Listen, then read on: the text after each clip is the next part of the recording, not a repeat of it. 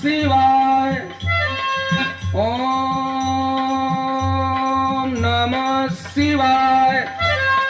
हर हर महादेव। हर हर महादेव। ए सखी कहाँ सखी? देखा तार हो बाबा बड़ा कमसीन लगत हवन, बड़े कम उम्र में जोग रवा लेहन। चला तनी पूछा जाता। चला ना। चला चला। ए बाबा क्या बच्ची? बाबा इतने कम उम्र में काहे जोगी बन गेला? ई उम्र तो जवानी के मजा ले ले के बा और जोग रमोले के ना बा।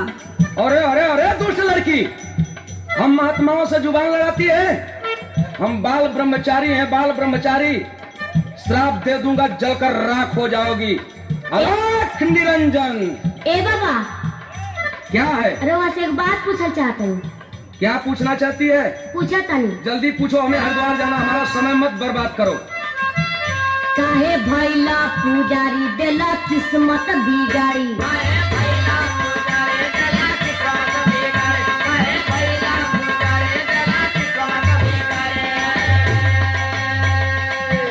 काहे भैला पुजारी देला किस्मत बिगाड़ी? कर हमारा से यारी दोपहरिया में।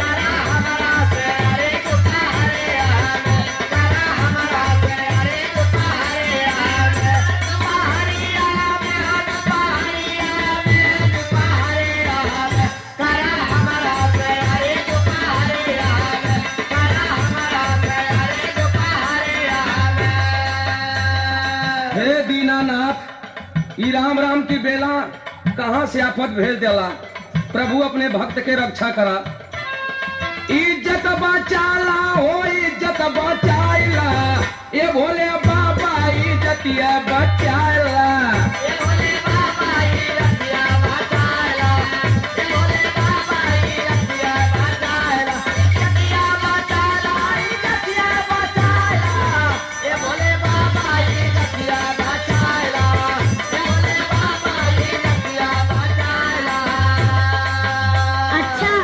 भोले बाबा के पुजारी बनत हवा, भोले बाबा के बोलावत हवा। हम भोले बाबा का बचपन से पूजा करीला, लेकिन भोले बाबा के नहीं हाल देखत हवा। भैला भोले के पुजारी उते लेके घूमे नारी। ए लड़की, हमें गुमराह मत करो।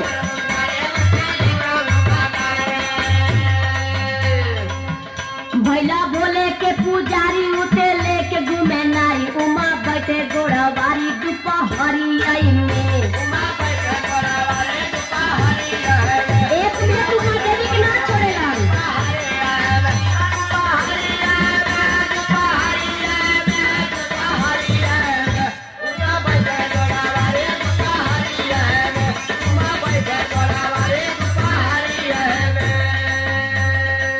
हमारे भगवान भोलेनाथ भी गड़बड़ हैं। हाँ, सुनो तो, अब हम भगवान भोलेनाथ की पूजा नहीं करेंगे। जानती हो किसका पूजा करेंगे? बताओ। इज्जत बचावा विष्णु भगवान आके।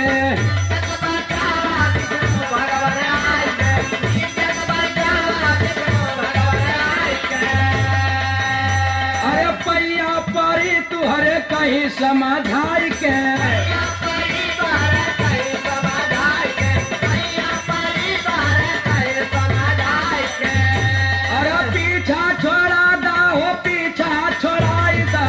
यही अफतिया से पीछा छोड़ाएगा।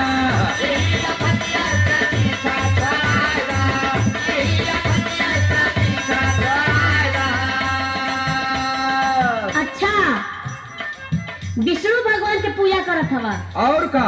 लेकिन उनका कहानी नहीं जानत हवा। कहीं नहु गड़बड़ हुन का भाई? हाँ, नारी बदे भइल आनर, नारद के कैले बानर।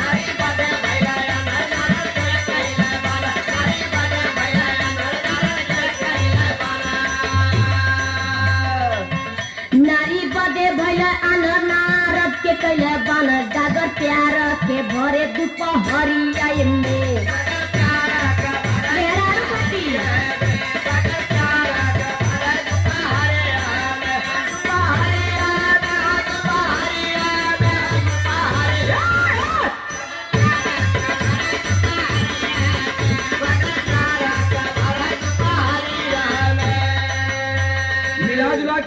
गुमराह करना चाहती हो? हाँ हमारे विष्णु भगवान भी गड़बड़ है, तो अब हम हनुमान जी की पूजा करेंगे। जैसे हनुमत भैला बाल ब्रह्मचारी,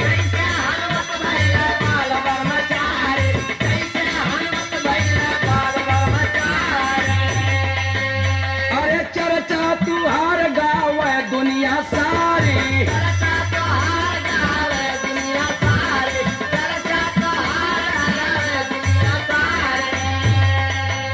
ए हनुमान स्वामी, तू तो बाल ब्रह्मचारी हुआ, ये भक्त के कष्ट जान सकेला।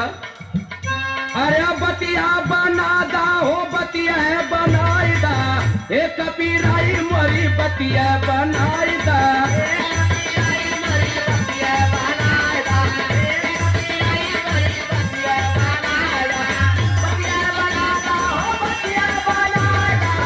ए कबीराई मोरी बतिया बनाईदा।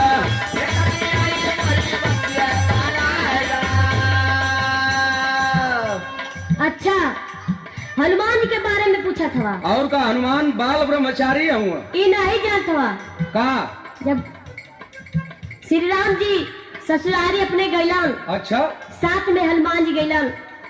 सीता जी के सखिया सहेली जब श्री राम जी से मजाक करे लगली, हनुमान जी सोचल करे बाप रे बाप, हमरो शादी भइल है, हमो से मजाक होत कि ना। भगवान राम अपने भक्त के दिल के बात जब जलन, उहे कलयुग में हनुमान भइल के भाई बताओ तनी। लेला कलयुग में अवतार भइला लोरिका जुझार।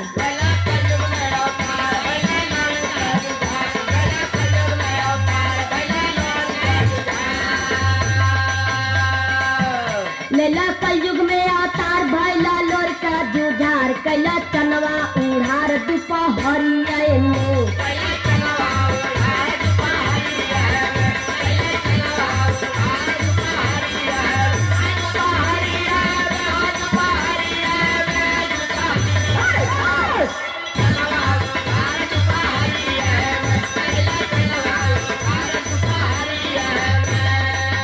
अच्छा, तो हनुमानो जी गड़बड़ हुवन, हाँ भगवान भी गड़बड़ हुवन।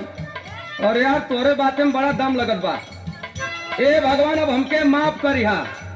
हई लाए अपन कंठी, आ हई लाए अपन माला, हई सरंगी गुदरी, अब अपन समारा हमहू चलत है अपन दुनिया बसावे। अरे तोहरी ही बतिया में बड़ा दम बात है।